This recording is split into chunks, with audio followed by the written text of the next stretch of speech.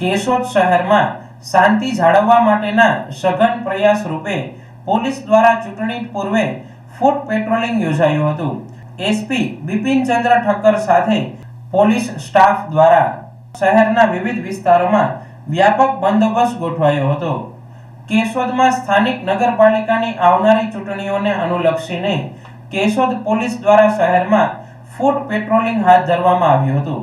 ચૂંટણી દરમિયાન કાયદો અને વ્યવસ્થા જળવાઈ રહે તેમજ નાગરિકોમાં સુરક્ષાની ભાવના મજબૂત બને તે હેતુથી આ કામગીરી કરવામાં આવી હતી। આ ફૂટ પેટ્રોલિંગ દરમિયાન એસપી બિપિનચંદ્ર ઠક્કર પીઆઈ તેમજ પોલીસ સ્ટાફે સાથે રહીને કેશોદના વિવિધ વિસ્તારોમાં ફરી પરિસ્થિતિનું નિરીક્ષણ કર્યું હતું। પોલીસ દ્વારા સંવેદનશીલ વિસ્તારોમાં ખાસ ધ્યાન આપવામાં આવ્યું હતું।